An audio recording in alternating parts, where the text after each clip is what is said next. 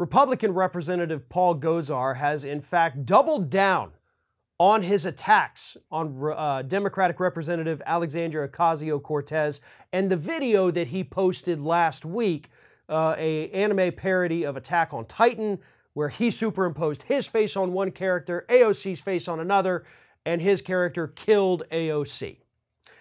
So this week, after he was forced to take the video down, he issued a statement that said this: "After Twitter defamed me and called the cartoon hateful, we took it down. There is nothing hateful in the video, but the Democrats and left-wing media were screaming at Twitter to take action against me. As a proud member of the Open Borders Caucus, she is representative of the plague of illegal immigration. Her penchant for amnesty is well known, as is my opposition. The depiction of Mr. Biden pertains to his administration's decision to leave the border while illegal aliens invade from all points. The cartoon exposes the threats to America. It does not make any threat to anyone."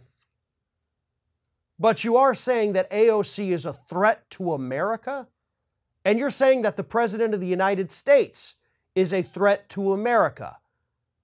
And you, dreaming of being the hero in that situation, in that little anime video you posted, you got to be the hero who took out the threats.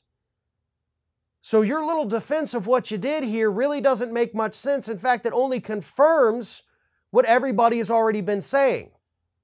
For the record, there is no Open Borders Caucus. That is an idiotic right-wing talking point used to convince stupid people that Democrats are doing nothing about the illegal immigration into the United States.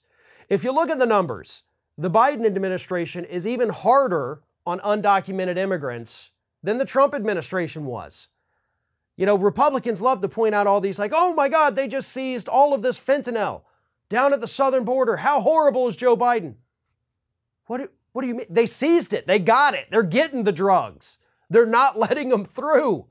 They're rounding people up and tossing them back in those cages. Inhumanely, I may add. We've got record deportations taking place. So how do any of those numbers justify your claims of Democrats somehow letting people flood across the border when they're just shipping them back? You know, I would think Republicans would love what the Democrats are doing right now with regard to immigration because they're even tougher on it than Donald Trump was. But of course they can't go forward with that narrative because then, you know, they lose one of their biggest talking points. Gosar at one point also attempted to throw his own staff under the bus by saying, hey, listen, my staff's the one who put the video together. I just put it on social media. So you defend the video, say the video did nothing wrong, and then of course you have to add, but if there is something wrong with it, it was these guys over here. That is so typical of these Republicans. Hey, I did nothing wrong, but if I did do something wrong, it was my staff, these people. I can't even keep them in line anymore. Pfft. Absolute coward stuff here. And that is exactly what Paul Gosar is. That's what his family has been warning us that Paul Gosar is for years now. His own family campaigned against him because of how extreme he has become.